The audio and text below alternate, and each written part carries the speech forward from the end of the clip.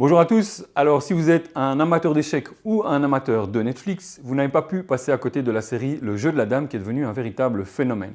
Alors Le Jeu de la Dame est une mini-série qui est sortie récemment et qui s'inspire d'un roman de Walter Davis paru dans les années 80 et qui a créé un nouveau buzz, un nouvel engouement pour les jeux d'échecs, à tel point que le site internet chess.com a connu près de 2 millions d'adhérents en plus ces dernières semaines. Les jeux aussi, les échiquiers, se sont évidemment beaucoup mieux vendus et probablement que cela a été amorcé par la période de confinement qu'on a vécue. Alors cette série met en scène une jeune joueuse d'échecs, Beth Harmon, qui est jouée par l'excellente actrice Anya Taylor-Joy, et qui s'inspire en réalité de deux personnes qui ont réellement existé.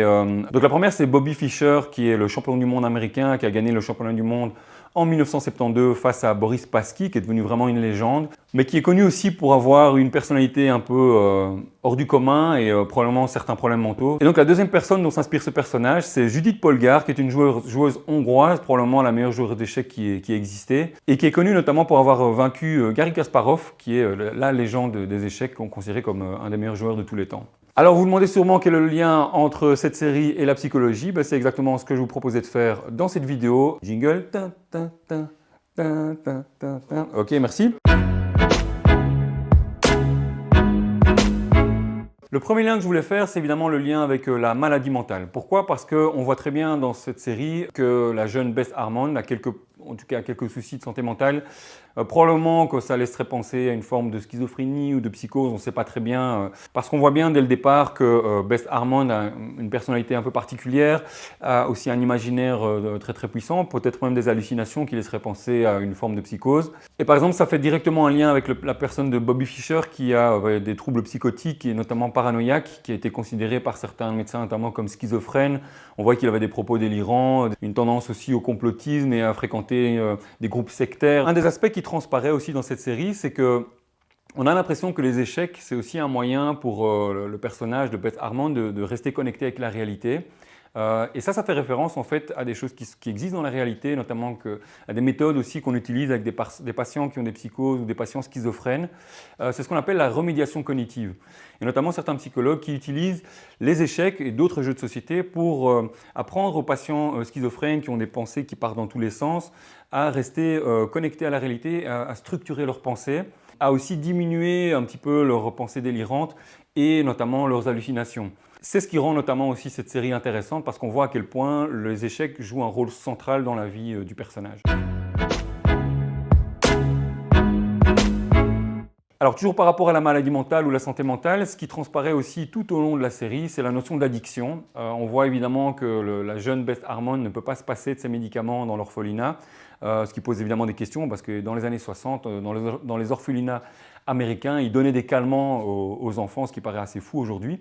Et on voit en fait que ces calmants créent une forme d'addiction jusqu'à montrer en fait des symptômes de sevrage. Et donc on voit bien à quel point il y a une addiction qui se crée déjà dès son enfance. Et cette notion d'addiction en fait retransparaît tout au long de la série où Beth développe une forme d'alcoolisme. Alors on peut peut-être penser aussi que ces addictions aux médicaments ou à l'alcool plus tard sont peut-être une façon aussi pour Beth quelque part d'atténuer la souffrance qu'elle a vécue suite au suicide de sa mère, à ses années d'orphelinat, à cette adoption qui ne s'est pas très bien passée non plus avec ses parents. Et peut-être aussi une façon tout simplement de s'évader de la réalité. Et on peut encore faire le lien aussi avec le jeu d'échecs parce qu'on voit en fait que le jeu d'échecs, ça devient une forme d'obsession et aussi une forme d'addiction dans sa vie à partir du moment où elle commence à jouer quand elle est enfant. Et du coup, ça pose la question de la frontière aussi entre la passion et l'addiction. Et ça fait référence à des concepts qui sont connus en psychologie, notamment le phénomène de passion obsessive. De manière générale, la passion est quelque chose de positif dans la vie, mais à partir d'un certain point, la passion peut devenir une forme d'addiction et peut finir par avoir des conséquences négatives dans la vie de la personne.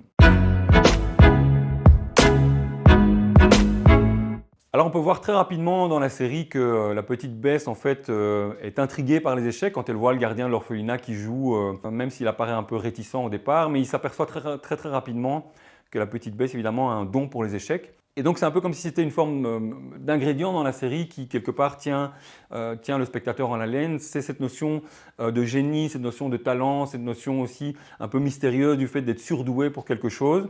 Et en psychologie, on appelle ça le haut potentiel. Alors c'est quoi un haut potentiel? En fait ce sont des personnes qu'on considère comme ayant une intelligence supérieure à la moyenne. En termes de QI, de quotient intellectuel, en général ce sont des QI de plus de 130. Et donc au-delà du QI, en fait, les personnes qui ont un haut potentiel sont des personnes qui ont un esprit différent. Donc c'est un esprit qui fonctionne en accéléré, qui ne sait pas s'empêcher d'analyser, qui ne sait pas s'empêcher d'essayer de comprendre les choses. Et donc dans la série, on voit à quel point les échecs occupent un espace très très important dans l'esprit de cette petite fille qui ne peut pas s'empêcher d'y penser, qui en fait joue des parties toute seule dans sa tête. Une autre caractéristique du haut potentiel, ce sont des personnes qui se sentent différentes des autres et en décalage avec les autres. Et ça aussi, c'est quelque chose qui ressort dans toute la série. On voit bien à quel point le personnage est un personnage singulier, particulier, parfois même un peu maladroit, parfois qui ne sait pas comment se comporter avec les autres et qui se sent différent. Et ce qui est intéressant aussi dans la série, c'est qu'on se rend compte que le talent évidemment ne suffit pas, que pour pouvoir être un champion ou une championne, il faut travailler. L'étude, la persévérance, le fait de pratiquer, le fait de faire des tournois, le fait aussi d'accepter ses échecs, d'apprendre de ses erreurs, d'analyser les parties des grands joueurs, etc. Une des raisons pour lesquelles on peut penser que cette série a si bien marché, c'est parce qu'elle met une fois de plus en scène en fait, cette notion du rêve américain,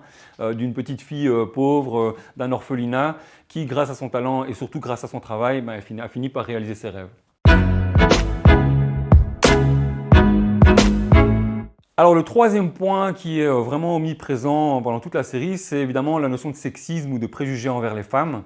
Donc on voit très bien que le milieu des échecs est un milieu très masculin. Et donc quand Bess commence à participer à des compétitions, ça suscite des regards ou des attitudes condescendantes de la part évidemment des joueurs masculins. Et donc ces différentes scènes et cette notion de sexisme qui est présente évidemment dans toute la série traduit une réalité. Par exemple, Judith Polgar, qui a inspiré le personnage de Bess, a pu témoigner plusieurs fois que lors de compétitions, certains joueurs ne voulaient même pas lui serrer la main, qu'elle a toujours refusé de participer à des compétitions féminines parce qu'elle estimait que les femmes étaient tout aussi capables de jouer que les hommes. Et donc Garry Kasparov, qui est considéré comme un des meilleurs joueurs de tous les temps, disait lui-même que les femmes n'étaient pas capables de supporter la pression engendrée par les échecs. Et on a aussi ce champion britannique, Nigel Short, qui a déclaré qu'en fait, contrairement aux hommes, les femmes n'étaient pas câblées pour jouer aux échecs. Alors il faut savoir qu'il y a énormément de recherches, notamment en psychologie sociale, qui ont porté sur le sexisme ou les préjugés envers les femmes. Et il y a un phénomène qui a été mis en avant, notamment à travers certaines recherches, qui s'appelle la menace du stéréotype. Alors par exemple, il faut savoir que quand un groupe ou une personne est victime de stéréotypes, comme dans ce cas-ci la femme dans le cadre du milieu des échecs, ça crée sur cette personne une forme de pression qui peut avoir ensuite un impact sur ses résultats. Alors un autre stéréotype sur les femmes qui est très répandu, c'est une croyance comme quoi les femmes seraient moins douées en maths que les hommes. Et donc il y a une étude célèbre qui a été faite à la fin des années 90 qui a montré que ce stéréotype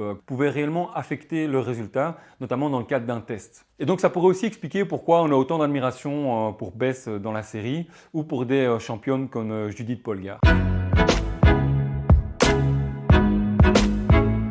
Voilà, j'espère que la vidéo vous aura plu. Alors si vous êtes un joueur d'échecs, que vous participez à une compétition et qu'une femme vient s'asseoir à votre table, n'oubliez pas de lui serrer la main, elle risquerait de vous mettre échec et mat. Si vous voulez davantage d'informations, n'hésitez pas à aller voir ici en description les différentes sources. Bien sûr, n'oubliez pas de vous abonner à la chaîne, le petit pouce levé et le partage, ça fait toujours plaisir. Voilà, c'était le prof de psycho, on se voit au prochain cours.